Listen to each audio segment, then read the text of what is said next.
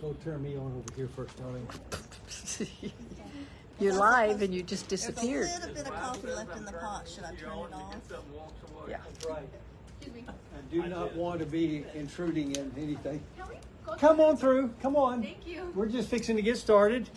And you wouldn't bother me a bit in the world. When I'm preaching, there's people go sleeping anyway, so it doesn't bother me a bit. You might wake them up, just see something disturbing come on. Spreading Okay, back to we're the on, world. right? Yes, we are. We're on. Okay. Welcome to the December the 28th, the last Wednesday of 2022.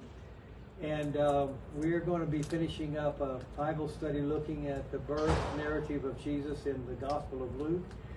But before we have some prayer concerns that we would like to remember, one of the most blessed gifts that came to us today, very suddenly we heard yesterday that Krista Hominick was required to have, that's Krista Burke also, but she signs her cards, Krista Hominick still, so my wife's correcting me. So she won't do the Bible study, but she'll do everything else in between behind the scenes. Anyway, she had an emergency surgery to remove an ovary that had a polyp on it that was dangerous, and it happened outpatient surgery. She just texted us a while ago. When you contact her, I contacted her. She said thank you. She wasn't home yet in her text to me. She was headed there because I kind of facetiously said if we need to bring you a Whataburger or something, I started to say Rhonda will bring it to you because she knows how to cook those things.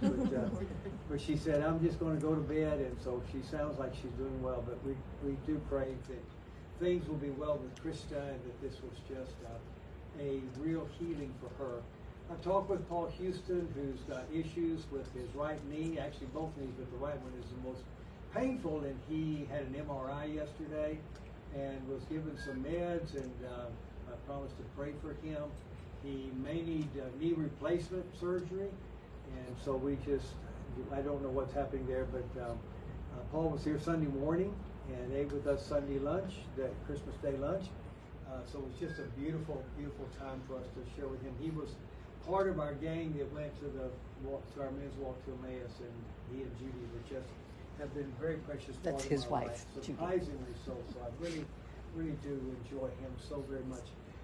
Mike's got a new sort of lung treatment, and pulmonologist is going to maybe run a big old television camera that they get off of Channel 3 or something that's about the size of a football, run it down in his chest to see what's happening in his lungs. But they've given him a treatment which is strange. I've never heard of breathing in crystal-like stuff in a powder, and holding your breath for 15 seconds, and then rinsing your mouth and brushing your teeth to get rid of it because it can burn. But it seems to be working, and it seems to have made it better. But Mike's still dealing with that, and just grateful because I know that before, Jim and Elle, just walking from there to here, from your driveway into the house would be very taxing and stretching in terms of his endurance or ability to do that. So Mike, thank God you're here. Just keep praying for you, and just hope that the pulmonologist can help get you you need to breathe well. I mean, yes, sir. It keeps the sanity at least at bay. So we're just very, very helpful for that. So praying for you. I have Beth still, which is Ben's mom. Mom. And she seems to be doing well. They had good Christmas together and different things like that. So we should continue to pray for her. My nephew Michael seems to be doing very well, and just really appreciative of the prayers. And he's still got a few more treatments to go. But every indication is that whatever cancer, it was very virulent, but it was the original diagnosis. It had really been arrested by the treatment there at MD Anderson. But Michael Storms, we pray very much for him. Valerie says her mom's still doing well, Dolores Lira, and seems to be very stable. So we're very, very grateful for that. Virginia Duffield and Betty. We were going to go see a week ago tonight Kramer's, but Don is very weak, and we didn't get to go serenade them, but we got to go sing for Owen Davis and the whole second and third floor of the Brook. yeah, Brookdale, but yeah, the special, you know, care facility that was occupied, and they really did. They just wanted us to stay and sing some more. We sang every song we had, so they were just so sweet, and we passed out our song sheets, and several of them sang along with us, and it was just. And then we went and sang for Jim Guajardo's mother-in-law that lives in a mother-in-law apartment out behind their house over on Williamson Street, and she was, first time I'd met her, she joined this church by proxy over a year ago, and I got to meet her. She's 99, going to turn 100 in May, and but she was wheeled out and was very alert, sang along with us. Just a very sweet lady, and that's Gail, that's Jim's wife, Gail's mother, and that was a beautiful place for her. It just made our caroling experience just precious. So we were so delighted about that. Our former brother-in-law George Scroll went home. Yep, went home. And is with family. Still, you know, with stroke and everything, is very much under care and very dependent upon that. But we just thank God for that he's doing well. Pray for Jim Parker and Francis Quinn and our neighbor Sandra Pratt and Vita Bracco and our dear friend Francis Quinn. Francis Quinn. Yes. Parker's doing okay. Parker's doing okay. I see him every week, and he's adjusted to his Good. new lifestyle, and Okay. so he's doing. When you see him, is that like at his business or? I go out to his house. Okay, good. Bill, thank you. Yeah, because he was in desperate shape, and his daughters were here and blackmailed him to go and see what was going on, and things were arrested. He still has COPD, but is under special meds, but is functioning at a good level now, taking care of himself. And when we go to lunch, he wants to go somewhere. We go, and he doesn't take his oxygen with him. He's fine. Really? And get up and walk into the restaurant and eat and come back. Oh man. One of his daughters, the one that this is is EMT AMT, for over yeah. in Driscoll, took the month off, and she's been Okay, been taking care of him. for him. Okay. The one in California with a 9-month-old baby, Yes, she just can't put things together to come back. Yeah, But she he's was here, doing though. fine. Yeah, that is just so neat that they were there. Thanks, Bill. That's a Yeah, good update for me. that's- Precious family, and just think the world of them. We want to pray also for Elizabeth and Michael Roman, and their continued thing. Haven't heard any update in terms of where He she was is. on Facebook again a couple of days ago, and he seemed to be feeling better. Okay. He had a little more positive outlook. Would and you unlock the door? Okay. It got, Again, it's coming. He was a little more positive a little bit more messaging. positive. There Yeah. for a while, he was declaring that he was ready to take his own life. Wow. He was Hey, but costs a quarter to get in. That'll change. That'll show. Yeah, when that door opens too far, it punches that button close. He got the he got the King William scripture for you here. Oh, nice. King William's Bible for you. King William Bible. Shane, get you a King William Bible here. King William's Bible version for you. That's Read it, Ron. If you can't read that, give it here. no. You can read it all in one They got night. Bible, they'll be just fine. Merry Christmas. They'll Nice be try. just fine. Don't take that away from them. Excuse me, Billy. It's okay. You're good. You're good. Months ago, I What'd you say didn't about even know it. I Michael was Elizabeth? got it. Michael had. They both got cancer. Yeah. Yeah, Very, yeah. very She broke dangerous her for foot him. kicking. But Michael put Yeah. on his Facebook that he Yeah, did really I've got contemplated pre-diabetes. suicide. He I was got so a scared of and felt so defeated by this. But there seems to be a little bit more hope Does he now. have his Whatever time? more. Go to the doctors. No, yeah, I think it's part of the Crohn's or the It is. intestinal kinds of stuff. But Elizabeth is more started in the breast, but now is metastasized or something. I don't know if it's don't metastasize to the brain or whatever, but in Michael, it's just it's really to some extent an extension of what Nancy had and his family. It's a genetic thing, and so there's just really so any update on Elizabeth that you know. She's starting her radiation. radiation part of it. She's Yes, had so- chemo, now she's on radiation. Radiation. And, She's got a good attitude. okay. That's a sweet little girl. Oh, yeah. Mine ain't worth killing, but I know, but that's, you put up with boys as you will to do girls, so don't get them with any ideas, Mike, okay? My wife's always got a list going of things she needs to do, and I don't wanna be on that, so, okay. well, is he able to work? Is he working? I don't think he is. He's been in the hospital months. Yeah. So no, he It hasn't been working really for a is. while. He's lost a lot of weight. Yeah. He's It's been very real disabling depressed. to him, yeah. Depressed and Divorcing. everything with that, yeah. He was really depressed there. And so Elizabeth been in the hospital? No, she Yeah, goes now. back and forth to MD Anderson to have her treatments. Kinda like Linda Anderson, Okay, okay. yeah, but And hers the is update really on a little Linda? bit aggressive. Huh? Update on Linda? Linda is going back in Next week, yeah, and doing an MRI or something, and maybe looking at, you know, to see if the growth is continued or if it's sort of locked in, and then go on from there. When initially she found out this had happened, she said, "I do not want any more treatment," you know. But again, the last time I talked with her, she's a little bit more open to see what could for us to have to be done. She thinks they're going to make her a cradle That's for for radiation, radiation yeah. this next week. You know that they do. They take they make you lie down and they build like a plaster of Paris case for you. It's not plaster of Paris, but so that whenever you go for radiation, you lay in that body formed cavity, and they got marks on your body where they're going to shoot it, so that they go at the same spot, so they don't miss where they've identified the cancer to be. So it's a very precise with you know, it's not computer driven stuff, but your body has to be very stable and very established in the same position, the same place, so that they know that they're hitting the cancer and not destroying too much around it.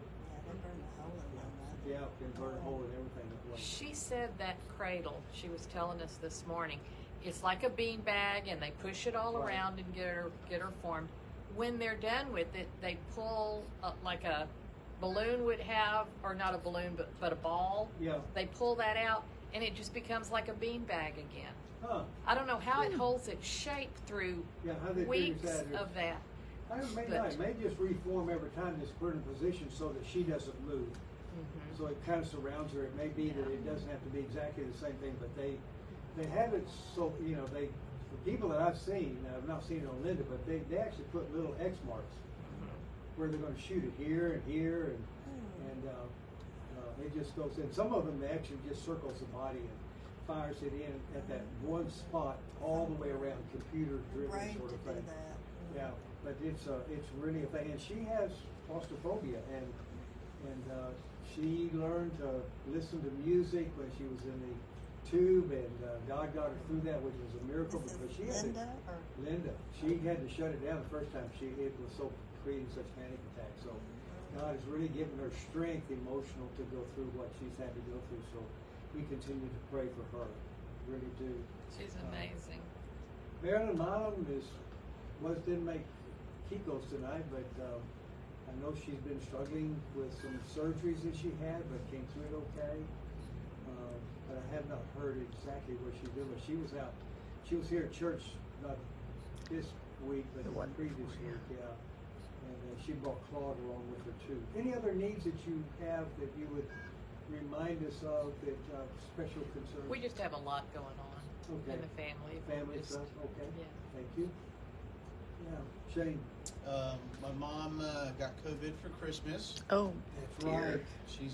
She's recovering though. She's on the mend. Very light symptomology. Yeah, she felt like dirt Christmas Eve and Christmas Day, but she's come along fine now. And now my sister has it. Oh boy. They weren't together. So at she all. Oh, got- dear. Got She it on got it her from own. somewhere else. Okay. So, The house is on the market, and yep, house is on the market. They've had several people come look at it, but so far no offers. okay. Pray for that. Yep. That's a big financial burden that can be really addressed that way. And my lovely Okay, bride. Rochelle. What's the doctor say? Go ahead. Which one? Which one? The one that's going to deal with the neck and your The neck I haven't talked to. obstinacy? So the neck I haven't talked to. This is, I'll make it short, but this is really kind of cool. So I went to the doctor, talked about my neck and my foot, and we got X-rays because you have to first. Then you get the MRIs. Well, she scheduled a lumbar MRI. I'm like, why'd she do that? I haven't even talked about my back. Like, it's fine. And so I went to the podiatrist today, and he said the stuff going on with my foot is very well. I tore my Achilles somewhere along the way. I don't know where. Must have the pain tolerance of a Viking or something. Yeah. Yeah, exactly. But he said that what's going on with the other parts of my foot might be from my lower back. So I called Radiology Associates back and I said, you know, I don't know what I'm talking about. I'm not going to ask my doctor to redo the neck, and we'll just do that one later. Because God stepped in and had that accident happen because the podiatrist was like, you need to have your lower back looked at. You probably have a bulging disc. And I'm like, wouldn't I feel it? He goes, you got are. enough You're to feel. Yeah. He goes, you might not feel it because it's not bone on bone. It'll show up in your foot. Yeah. It's But I've radiating. lost, Yeah. I've lost strength in it and Yeah. whatever. And I'm pre-diabetes. And Yeah. I'm just like, yay, getting old's fun. Yes. Stop eating venison. I know. Actually, Easy. if I could just eat that, that'd be great. But my neck has multi-level Right. degeneration. Two vertebrae fuse themselves together. So they did the wrong spot of your body on the MRI. They're going to. Fortuitously. They did the lower body. They haven't done Now it they yet. know, but now they're going to go back and going to do the upper. We'll do the neck later. My doctor doesn't know she made that mistake yet. Okay. Wow. I'm just going to go ahead and get it so I don't Yeah. have to wait For her to go through all the prescription Exactly. things that way. because we already know Oh, we need to order Rochelle. the neck. Okay. I have a hernia. Yeah. You can have mine. Michelle, I know that I've had hiatal hernias. you and might up, need or it's down them the to groin. put the Yeah, right mine's down codes on in the for floor, your But insurance it's to not- pay for it. Because you don't do a lot of heavy lifting anyway outside of If, pencils. if and it's paper coded lines. that they Blue need Cross that, is- You Blue just Cross don't is need already- to do it at your mom's house. Okay. good. Right. Okay. That's, I think, where it happened. Yeah. And no large skillets, okay? Use a small skillet for cooking and stuff, so. No, I sure like my big skillet. Cast iron I skillet. know. My granny had that. My granny had that skillet. But that's it. Oh my God. It's a big old Big skillet. old There's skillet, no yeah. lettering The left on blacker, it. the more burned, the better. The greasier. Yeah. Works good that way. Okay, Shane, we'll just, yeah. You guys are going Y'all can to quit be carrying me over the sharing threshold. hospital beds or something here very carefully that way. Yeah. Okay, thank you. Be part of our prayers. Good. Oh, good. Thank you. Thank you so much for that. I didn't want Mike to feel, lonely Yeah. on the prayer request list, so I had to go get a boo and That's right. get diabetes. And That's right. Get on Mike's prayer list, so just to make sure that, yeah. I didn't want you lonely over there. And, yeah, and so, we got Judy and sitting next to Gwen with both of them were needing carpal tunnel addressed. Yes. And Gwen's had her right hand done and is doing well. It's the easiest thing. It was over with before she even thought that it had been done, and couldn't believe how easy it was going to have the left carpal thing done. And Judy needs to get hers done. She no longer can hold her wine glass without dropping it. So, Is that the can? yeah, that when she dropped that wine glass, that said, okay, this is time to be addressed. Nothing else matters, eating didn't matter, but boy, dropping that glass did not do her well, so we will tease her later about that. Let's have a prayer for these needs and others that perhaps we Pat can find LaFera others is in watching, our by the way, and Trina. I'm sorry? Pat LaFera is watching, and Oh, Trina. good. Missed you, Pat, but I know you got family coming in. No, so- she's not feeling well. And not feeling well too. That's not going to be good to have to be a host that way. Joanne's not feeling well, and Vicky's not feeling well, and Ben's not feeling well, and somebody else. We had bunches of them. Just Hannah Farrell feels like she's coming down. Patty Bjork. Patty Bjork fell at home and went to the hospital, but she's back home, and so that yeah. woman. Did it hurt her? Evidently not severe enough. They have bruised something, but she tried to sleep on the floor. Because she didn't want to call Sue to Yeah. come and get her I up. don't think something. Suzanne could pick her up. I think It's- Well, they had to call. They had to Yeah. call I it. don't know, that girl's strong. Oh, she is, but boy, But yeah, picking up dead weights. it is, because she can't help with that. She got the one leg and she's got her Well, arms. but, Patty's yeah. tall too. And she's so that's- tall though, yeah. that's- I fell down, Jim Nell wouldn't pick me up. I don't blame her. Get up yourself. That's right. Just roll him over. I should have shoved him out the door. That's and right. She just gets one of those inclines and just throw him down it. When he hits the bottom, just have him stand up and have the walker down there so he can do that. All right, before we get any more cruel, we'll stop and do that. So we have things to pray for and things to rejoice. Sunday is New Year's Day. We'll be here and I'm going to sing "You Raise Me Up" and Are yes. we having Sunday school? Yeah, regular schedule. Sunday school 9:30, worship at 10:30. Is that okay? Yeah. Sure. Back on schedule. New Year's Back on morning. schedule. I know that's New Year's morning. New Year's Bill. Day, okay. I mean, you can't drink all night, okay? So we'll just do that. You can't drink all I night. can't drink all night. I'm driving, so I already got Rochelle's temptation going the other way. So I'll be in bed by 9 I o'clock know, you'll be anyway. in bed by 9 o'clock. Can't drink too much. You'll be in bed by 9 o'clock. It's your Hoping they'll anniversary. pop off. I just hate it on New Year's night now because I'm ready to sleep and the firecrackers start going off. And I don't know if that's permissible this year in city limits, but it never stopped it before. So I'm kind of assuming it'll be going on. So we'll see what happens that way. Okay, let's pray. Oh God, we have remembered those that we care about. And we spend a moment with each of these stories and situations. And we move on to think about other things because our own minds are so challenged by the weight of what it means to participate in lifting up the wounds and the heartache and the brokenness and the fears of others. But for one brief moment, oh God, we join you in your persistent and consistent heart. An attitude and an awareness that is that has an incredible insomnia and can't sleep and can't ever take your eyes off of all of these circumstances. God, we thank you that you are present even as we are present through our prayers and our thoughts with these that we love and treasure and pray for your best healing for. God, watch over and protect them as you speak to us and minister to us for our own healing at this moment of Bible study. For it is in the name of the Word made flesh that comes to us as a very simple child, very vulnerable and very much in need of being cared for. We come to you in the name of that child who cares now for us. His name is Jesus, and it is in his name that I pray. Amen. Okay, we are looking at the book of Luke. It is the second chapter. And we're looking at what happens after he's born, and we're looking at the first 40 days of his life after he is born in Bethlehem of Judea. And we pick it up in verse 21. This is the title of my Bible study tonight is very simply After Christmas. What happens?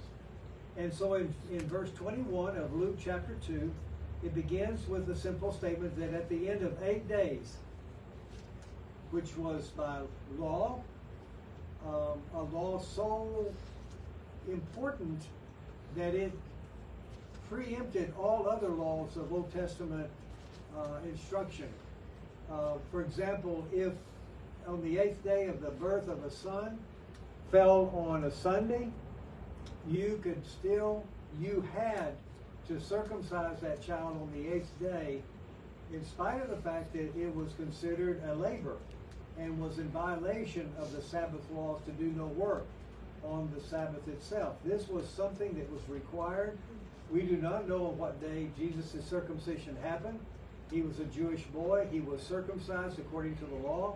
And it was on that 8th day that the community heard for the first time what his name would be. It would be on the 8th day, the day of circumcision, that the name of the child would be stated for the first time for all the public to consume. It was on that day that he was called Jesus. And in the Gospel of Luke, it is the name that is given to Mary by Gabriel before she's even pregnant.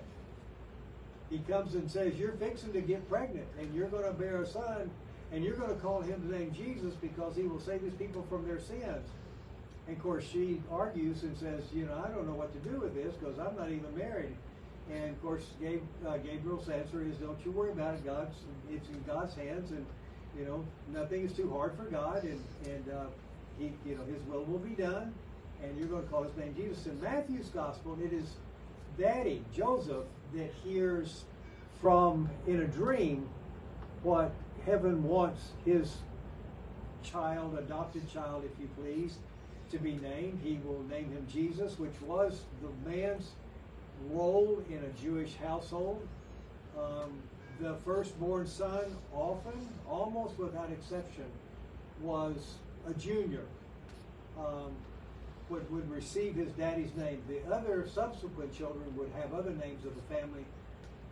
In fact, when John the Baptist was born, before Zechariah could talk, because God had closed up his mouth because he acted too much like Abraham and Sarah. Sarah giggling whenever she found out that she was going to be pregnant, And in this case, Zechariah heard that Elizabeth, his wife that was already on Social Security, was going to be pregnant. Sort of just refused to believe it, and so God shut him up, and he lost his ability to speak. And so when John is born, those who gathered for his circumcision asked, okay, what's his name? And John's still dumb, like most husbands are, but with a different entendre. Couldn't speak, and so Elizabeth says, his name's going to be John. And all this religious leader says, we better wait till Zechariah can write it out, because that's not supposed to happen. He's got to have a family name. You can't name him John. And I think, if I remember Matthew's Luke's story in the first chapter, I think at the moment when they are questioning Elizabeth's sanity, it is at that moment that God loosens the tongue of Zechariah, and he says, she got this one right, which I know took the wind out of his sails. Who ever wants to say that, my wife was right and I was wrong, but she's right. You name him John. So it's really one of those remarkable parts of culture and how they sort of co-opted a religious environment and continued to pass it on from generation to generation. And so he was given the name Jesus, given by the angel before he was conceived in the womb. And I've just told you that part of the story. And then in verse 22, and when the time came for their purification, which is a really odd construction, because the only one on the heels of a birth in a family that needed to be purified was the wife, the mother. She was the one who was soiled and made unclean by the liquids and the blood and everything else that ensued when birth happened. And if she gave birth to a male child for 40 days, she was unclean. And she waited out that 40 days. She could cook and breastfeed the baby and could be in the household, but she could not leave the house. She could not be out in society. She could not go to the temple and be in the court of women. She had to refrain from touching anybody because she was dirty. She was like a leper for 40 days. And at the end of 40 days, she couldn't do it on day 39, but by day 40 after giving birth, she was required to go to the temple and there offer a sin offering, a burnt offering, which again, according to Old Testament law, was a lamb that would be offered for her sinfulness, for her uncleanness. You and I, unfortunately, use the word sin, and we think immediately of shaming, immoral, unethical behaviors. The word sin, in the context of religious instructions, does include that, but it is far richer or far more expansive in the sense that it also describes any quality about your life that makes you untouchable. If you were blind or crippled, or if you had too many pimples, or psoriasis, or if there was anything wrong with you physically, you were a sinner. You were untouchable. You were unclean. So it has a broader expanse that way. A woman's impurity, which occurred for, I think, 7 days after her menstrual cycle had finished, but the issue of blood in any form was a contaminating sort of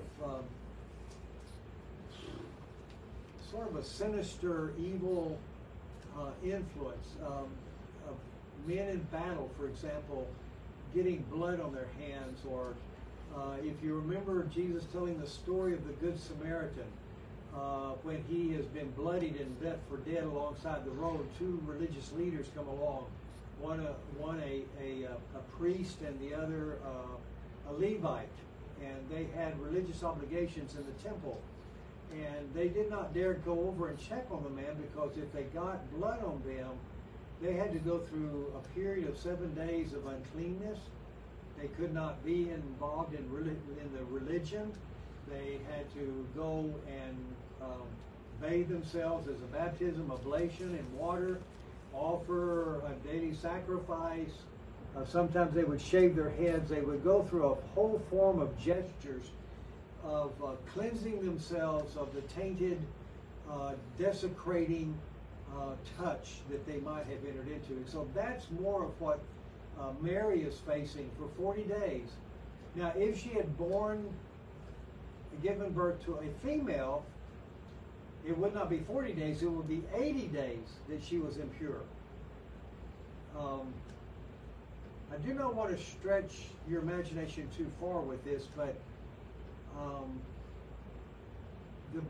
to give birth to a son in antiquity was a sort of a step up of approval from God, a better blessing. If you gave birth to a daughter, that was okay, but you must have done something wrong to be handed a daughter. Weren't you given a boy? You know, that was God's decision. They didn't have science. They didn't know about the XY chromosomes and all that kind of stuff. They believed that in any kind of gestation, any kind of conception, pregnancy, there were three individuals. There was the man, the woman, and God. God was the one that opened the womb. God was the one that granted life. God was very present in that encounter, and it wasn't just simply a physical sort of thing.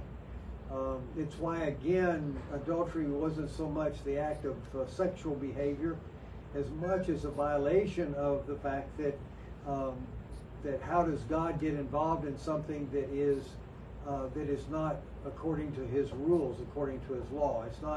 It's a violation of the sacredness of having God present in a conception event, where the event itself has two of the people, not God, that are unlawful and are disobedient, and again, it's so much more. It's just not having sex with somebody. It was having an experience of conception that was larger than and more enriched by the presence of God in those moments. So here she goes for her purification, not their purification, according to the law of Moses, and they brought him up to Jerusalem. The implication here is they have still been living in Bethlehem for these 40 days. They go into Jerusalem, which is about 7 miles away, for his, even though it could have been done at a synagogue there in Bethlehem itself, more than likely they would have gone into Jerusalem and had him circumcised there. And then 32 days later than that, it's time for her purification. And so in her case, they don't take a they don't take a lamb, because they are poor people. Their special food stamp cards does not allow for that kind of expenditure, and so the law of God permits poor people to substitute for a lamb two pigeons, and so Luke says to us that they brought Jesus up to Jerusalem to present him to the Lord, as it is written in the law of the Lord, every male that opens the womb shall be called holy to the Lord. Again, in that ancient time, the children of Israel were growing into a nation in the midst of civilizations that basically, when you had a child, a son born into your family, you went and sacrificed that son to the gods. And the Jews saw that. In fact, there is an incident where the Jews do allow the slaughter of some young sons, and they bury their bodies underneath the threshold of the city gate, trying to ward off evil. And but God said, "You're not going to slaughter your firstborn. You're going to redeem him from me. I own him. I gave him to you. But I'm going to allow you to purchase him back from me." And the purchase was, again, instead of again an expensive sacrifice, the law of the Lord said that, and this is verse 24, that a pair of turtle doves or two young pigeons could be the substitute to buy Jesus back from God, so that he could be their son and be raised in their home. You have instances like where Samuel's mother takes him and gives him to God as her firstborn, and she lives with Eli, an old priest prophet, and that's where Samuel starts hearing God talk to him at night. Samuel lives with Eli. Samuel lives with not Eli. his mother. No, not his mother. His mother takes and drops Samuel off at Eli's place, and he consecrates him to the Lord, gives him to God. And it is there that Samuel finds out his calling and what he is to do. Well, here is Mary and Joseph taking Jesus and offering two turtle doves or two pigeons to purchase him back from God. Now we skip over to 39. From that point on, there's a man and a woman. Luke in his gospel loves pairs. And he loves pairs that balance. Again, in Luke's gospel, women have an incredibly strong witness. Jesus constantly used women as examples of how God behaves, and it was a very offensive thing to the Jews. If you couldn't find an illustration that had the male as the chief actor, then it's not worth telling. But in Luke's gospel, my goodness, he tells stories, and so, obviously he begins the gospel by talking about Mary. Joseph is an afterthought, but it's Mary, and it's Elizabeth, and it's these women, and Luke is writing decades after these events occurring to an audience that needs to understand that when people of God stand before Christ, he no longer examines of whether or not they're male or female. They're his kids. They're his family. And Luke is very strong in the way he constructs his gospel to exaggerate that presence. And so, Mary is the one who is the centerpiece, and Elizabeth is the one who is addressed and deals with her son's birth. And it is to Elizabeth that Mary runs when she's in her 6th month of pregnancy, and John leaps in her womb, and Elizabeth sings that beautiful song that Luke composes and puts in her mouth as part of ancient literature's way of doing it. And here we are, we got Simeon, who is an old religious hanger-on who's there in the temple every day, begging for God to finally pull the plug and let somebody come and stand up as a Messiah to free his beloved people from the clutches of Rome.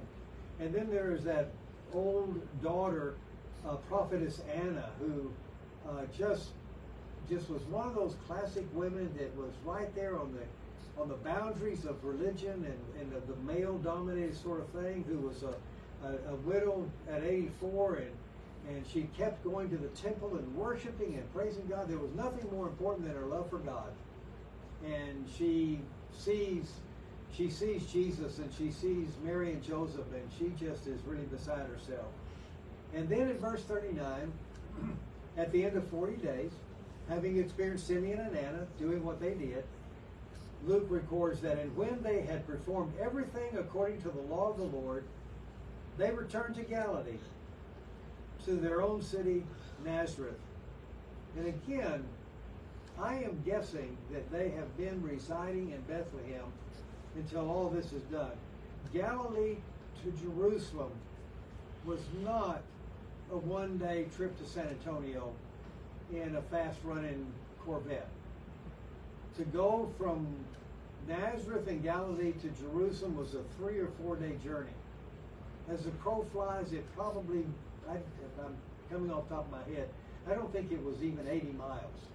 You had to go through Galilee or go on the other side. But if you're going by foot, that's a long hike.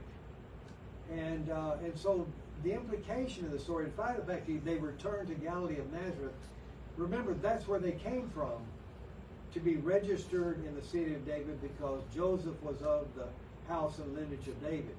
So they've been in Bethlehem. Jesus has been born. 8 days later, they're in Jerusalem and they're having him circumcised. 32 days later, they're back in Jerusalem and they've taken care of cleansing and reclaiming Mary's full right to enter into society and enter into public life and into religion, as they now climb on their donkeys or however they got back home to Galilee, to Nazareth. And so they head back. The chapter is going to end with them making one of those long distance journeys where they go down with a group of people from Nazareth and from those environs to the feast of the Passover, and which was sort of their annual pilgrimage, which would indicate that more than likely we would call Mary and Joseph probably a middle class family, that they could make that pilgrimage annually and could afford saving up and victuals and everything else for the journey. They would go with a company of other people and make it down Jerusalem, and then you remember they head back, and Mary thinks Joseph has a hold of Jesus, and Joseph thinks Mary's got a hold of Jesus, and they pitch their tent at night and they come together, and those men and women just didn't do things together. The men walked in one troop, and oftentimes the women would walk ahead and find an encampment and set it up, and the men would come lagging behind, chewing their tobacco and whittling, and would come in, and the women have it all set up, and then they would go to their tents, and there'd be a family for the night, and then break down and head even further. And it was there that Mary and Joseph found out that nobody knows where Jesus is. It's their only child. They're lucky they didn't get turned into CPS. And so they spend the night there, and they spend the next day going back to Jerusalem, and they search the city, and finally find him in the temple talking to the scribes and to the chief priests, and astounding them by what the questions that he was asking. But the child grew. This is a beautiful, beautiful end of the story of his childhood. And the child grew and became strong, filled with wisdom, and the blessing, the favor, the kiss of God was upon him, which is a standard stock description of every mother's grandchild. This is not terribly unique to a description of Jesus. I've heard preachers really make it, that this was sort of an imprimatur, a stamp of approval that was exclusively an observation made about Jesus. It was not. Any prodigy, any child with special gifts and capacities was declared to have a very special favor with God.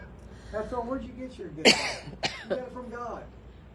And none less was the case about Jesus and his character, how he blessed those around him, and how God seemed to be just unusually present in his life and infectious, as it were. And you could just somehow sense that God was part of the makeup of this boy and the people that he hung out with.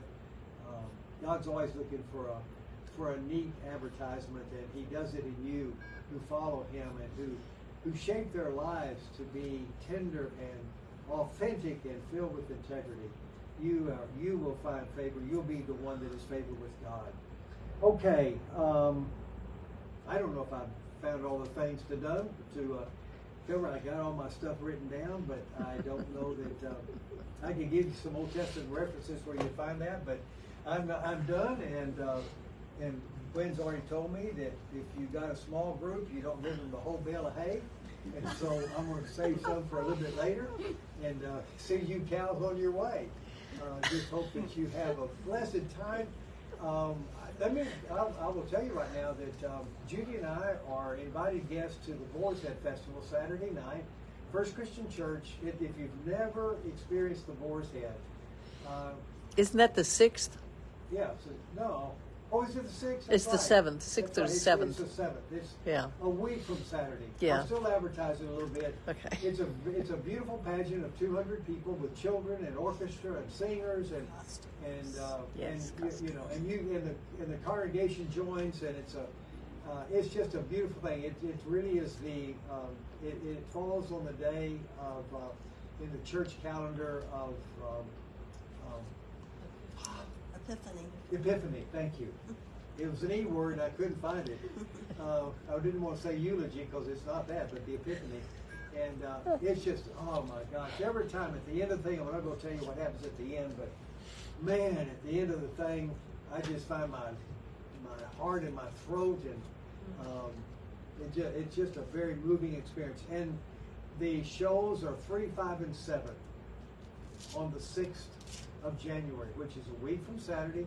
First Christian Church, and it's not, it's they're very well dressed up, and Costumes. Wonderful. The costumes are costumes are elaborate. beautiful, And elaborate. animals and small children. Yeah, small children and dogs, and they haven't dared to bring in camels or horses yet. Birds. They have. Yeah, they got birds and hawks and everything. But it's really a moving thing. The music, the dancing that goes on, it just really takes you back to medieval Europe. And you get a beautiful program that describes the Boar's Head Festival and where it came from in England and stuff that way. But it's just you sing good King Wenceslas it's just a moving thing. So if you want something to do on the 6th day of Epiphany, three different shows, 3, 5, and 7. And Judy and I are going to the 7 o'clock, and I wear my robe, and she gets on her best dress, and we go parading down as sort of the dignitaries that sit up on the front, and I get to be narcissistic and egotistical for just one brief moment, hoping that nobody that knows me sees me there and asks me what I'm doing. But I would encourage you, if you want to do something that is beautiful to let to experience this season of the year, I would recommend the Boar's Head Festival at First Christian Church the 6th, the 7th. I was The thinking 8th it is was. Sunday because it's yeah. 1st and the 8th, so it's Yeah, the 7th. I was thinking Saturday it was the 7th. Yes. Yeah. And, But I it's didn't want to unique. correct you. No, you can correct me. It's okay. I stand corrected. We can do that. Okay, let me send you away from here. And again, Sunday is January the 1st, and we'll be here, Sunday school and worship and Ray, and I get to sing a song, so it's just going to be a wonderful day. God, thank you so much for a beautiful story that promises to make us beautiful and worthy of your presence. That child who comes to be Savior and brother, family member. We get to experience that every year, and it never grows old because you're so much younger than we. You have that eternal appetite of infancy that is so fresh every day and so novel and so creative. God, thank you for being the God that you are, and especially for including us in your family. Bless us as we leave this moment with your word in our hearts. Bless us that we might be a blessing to others, a favor to those that we encounter. For it is the name of that favorable child, Jesus, that I pray for us now. Amen. Blessings on you. And I guess the thing made it all the way through without losing battery.